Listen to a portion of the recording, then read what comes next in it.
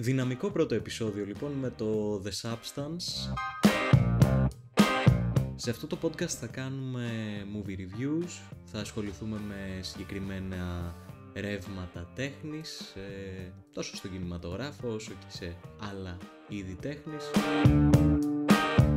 Είναι η πρώτη φορά που κάνω τέτοιου είδους podcast. Μπορεί να με έχετε ξανακούσει στο Cinephile The Podcast ή στο Διεσόψυχα Podcast, που είναι τα άλλα δύο podcast που έχω κάνει. Γενικά θα κάνουμε ταινίες κυρίως πρόσφατες, αλλά θα ήθελα να δούμε και πιο παλιές κάποια στιγμή. Θα ήθελα να δούμε λίγο πιο κουλτουροκατάσταση ταινίες από τα 50s, τα 60s, κάπου εκεί. Πλάκα θα έχει και αυτό, γιατί όχι. Μπαίνουμε λοιπόν δυναμικά με το The Substance. Είναι μια ταινία που βγήκε πριν από τα Χριστούγεννα στην Ελλάδα, αλλά έκανε πάταγο στην Ευρώπη από την πρεμιέρα της στις Κάνες πέρυσι το Μάιο. Σε σκηνοθεσία Κοραλή Φαρζό, είναι κατά βάση ένα σατιρικό δράμα βασισμένο στο γκροτέσκο στυλ και το λεγόμενο body horror. Η ταινία ακολουθεί την Elizabeth, μια celebrity η οποία σιγά σιγά αρχίζει να νιώθει την απομάκρυνση του προβολέα από το πρόσωπό της.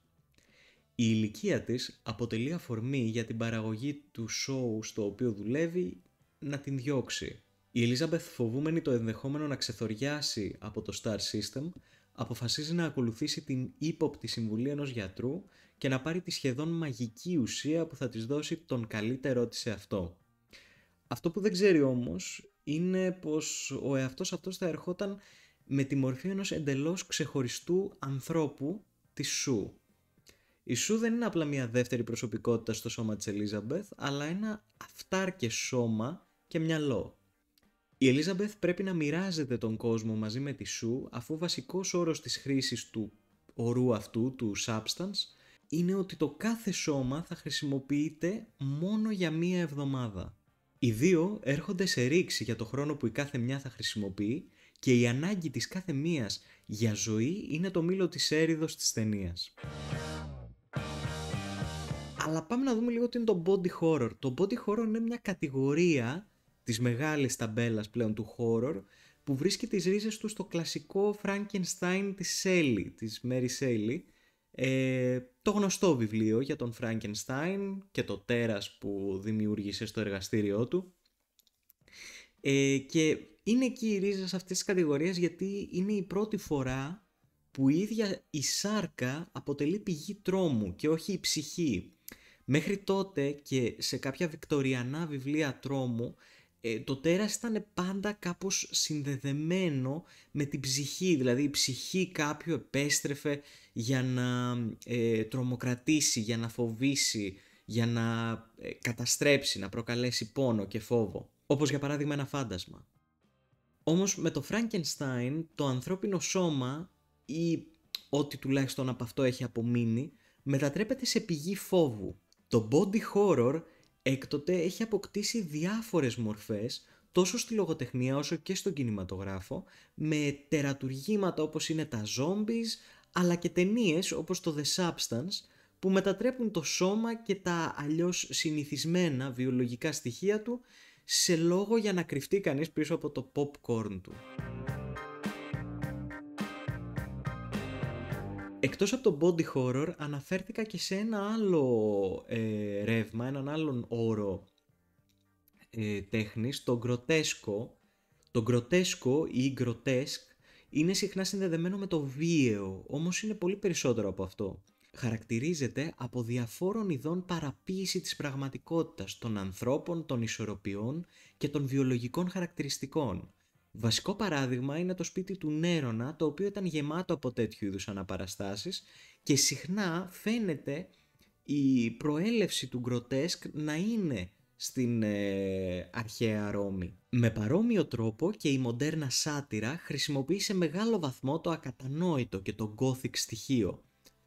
Με τον όρο gothic αναφερόμαστε και σε κάποιες νουβέλες της Βικτοριανής και πριν ή και λίγο μετά εποχής, που προκαλούσαν τρόμο, φόβο και τέλος πάντων είχα αυτό τον λίγο πιο σκληρό χαρακτήρα. Συχνά μάλιστα τέτοιου είδους σάτυρα παίρνει δύναμη από την τσαλακωμένη και δυσίωνη εικόνα μιας δαιμονικής αταξίας, ειδικά σε ένα περιβάλλον πολέμου, αποξένωσης και πόνου. Ας σκεφτούμε εδώ την Γκουέρνικα του Πικάσο για παράδειγμα.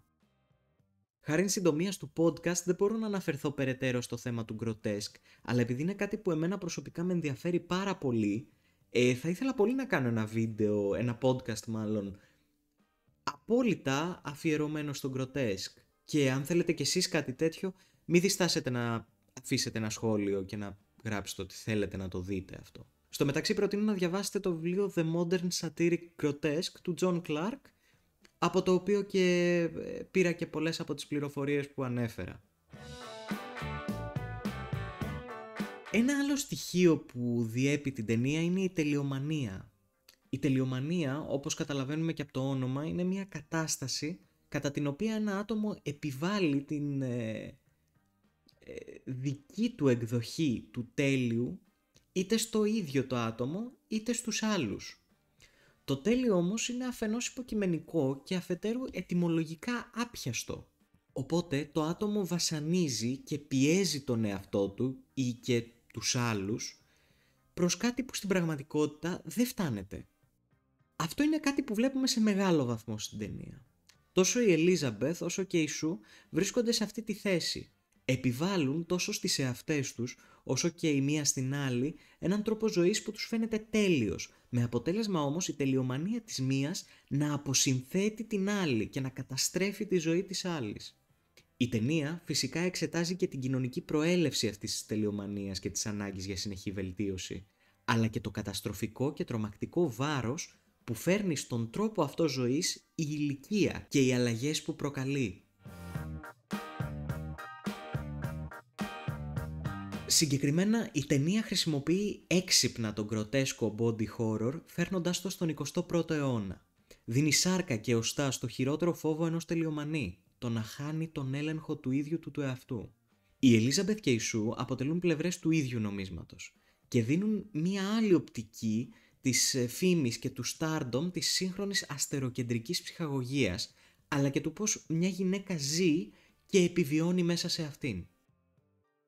Το The Substance είναι ένα φιλμ με προσωπικότητα και ύφος. Η fresh, grotesque, σατυρική ματιά της ταινίας σε συνδυασμό με τα ξεχωριστά υπερρεαλιστικά πλάνα της είναι κάτι που σίγουρα θα αφήσει το σημάδι του στη φιλμική ιστορία του σήμερα. Αυτά λοιπόν είχα να πω εγώ για το The Substance σήμερα. Δεν ήταν ούτε λίγα ούτε πολλά. Ελπίζω να μην κούρασα. Αυτό το επεισόδιο είναι κάπως δοκιμαστικό. Τόσο για την επικοινωνία μου με εσάς αγαπητοί ακροατές, όσο και για την έρευνα που πρέπει να μπει σε ένα τέτοιο είδους βίντεο. Να πω εδώ ότι κατά βάθος πέρασα πάρα πολύ ωραία κάνοντας αυτή την έρευνα και ανυπομονώ να την κάνω και για το επόμενο επεισόδιο. Θα προσπαθήσω να βγαίνει ένα επεισόδιο την εβδομάδα, δεν έχω ιδέα πότε, όποτε ανέβει αυτό το επεισόδιο αυτή θα είναι η μέρα που θα ανεβαίνουν και τα υπόλοιπα. Από το δεύτερο επεισόδιο και μετά νιώθω ότι θα είμαστε λίγο πιο σίγουροι για το πρόγραμμα. Παρ' όλα αυτά ήταν μέχρι στιγμής φαίνεται να είναι μια πολύ ωραία εμπειρία για εμένα και είναι και κάτι καινούριο που ήθελα πολύ να δοκιμάσω και ελπίζω να άρεσε και σε εσάς όσο άρεσε σε μένα. Μην ξεχάσετε να υποστηρίξετε το podcast είτε κάνοντας like και subscribe είτε κάνοντας share στο Instagram και σε άλλα social είτε ακόμα και λέγοντας στους φίλους σας για το podcast αν σας άρεσε. Αυτό θα σταματήσω το shameless plug κάπου εδώ.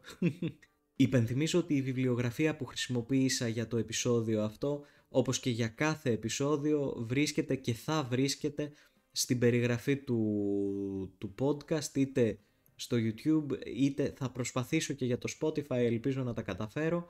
Αυτά από μένα για σήμερα. Καλή συνέχεια.